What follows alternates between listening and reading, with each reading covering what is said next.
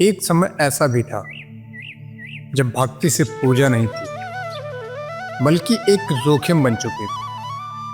जब भगवान का नाम लेना सत्ता को चुनौती देने जैसा माना जाता था और भक्त बनना मतलब अपना सब कुछ दांव लगा देना। उसी दौर में 4 ऐसे भक्त हुए जिन्होंने बिना शस्त्र उठाए अहंकार की नींव हिला दी। 4 अलग रास्ते, 4 अलग जीवन, लेकिन एक ही सत्य। जब भक्ति सच्ची हो तो विष्णु स्वयं प्रकट हो जाते हैं। ये कहानियां इतिहास या पुराणों की नहीं, ये कहानियां हमें आज भी याद दिलाती कि भक्ति किसी सत्ता या भय से भी बड़ी होती है। पहली कथा है प्रहलाद की। वो किसी साधु के घर पैदा नहीं हुए बल्कि उस महल में जन्मे जहां उनके पिता हिरण्यकश्यप ने खुद को भगवान से भी बड़ा घोषित किया था। उनका अहंकार इतना बढ़ चुका था कि उन्होंने मृत्यु को भी मात देने का वरदान पा लिया था। न दिन में मरेंगे, न रात में, न पशु थे, न मनुष्य, न बाहर, न भीतर, न अस्त्र थे, न शस्त्र। उन्हें विश्वास था कि अब संसार में उनसे बड़ा कोई नहीं।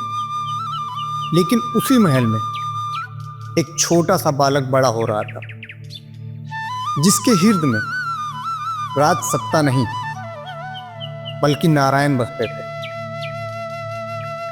प्रहलाद ने भक्ति कहीं जाकर नहीं सीखी थी, वो उनकी प्रकृति बन चुकी थी। बचपन से ही उनकी जिह्वा पर सिर्फ एक नाम था, नारायण। उन्हें रोकने की कोशिश हुई, गुरुकुल भेजा गया, दंड दिए गए, लेकिन उनकी एक ही आवाज थी, भगवान हर जगह है। जब हिरण्यकश्यप को समझ आया कि उनका सबसे बड़ा विरोधी उनका पुत्र है, तब उन्होंने उसे मारने की कोशिश की।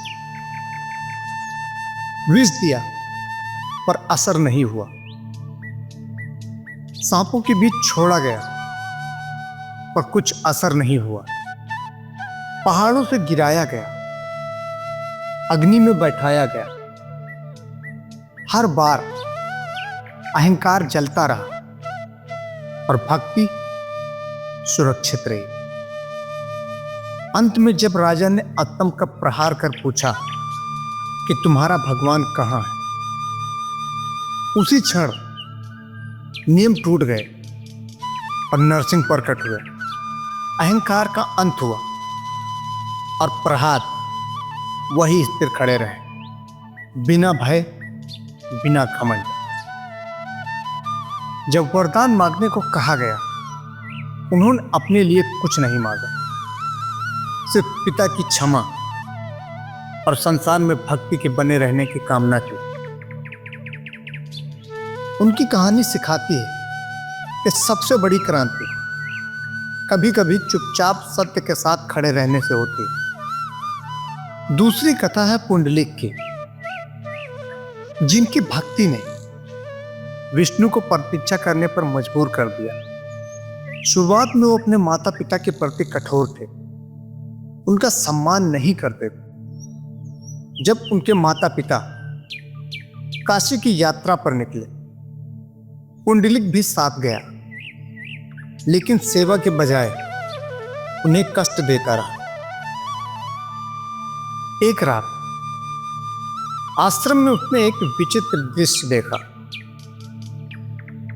पवित्र नदियों के रूप में आई दिव्य स्त्रियां जो लोगों के पाप धोकर स्वयं मैली हो जाती।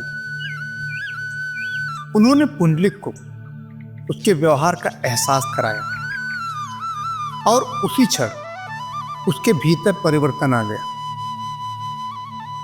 उसने पूरी श्रद्धा से माता पिता की सेवा शुरू कर दी। उसकी सच्ची सेवा से प्रसन्न होकर स्वयं विष्णु उसे आशीर्वाद देने आए। लेकिन जब भगवान द्वार पर पहुंचे, पुंडलिक अपने माता पिता की सेवा में व्यस्त था। उसने पहले कर्तव्य पूरा करना जरूरी समझा और भगवान से कहा कि वे एक ईंट पर खड़े होकर प्रतीक्षा करें।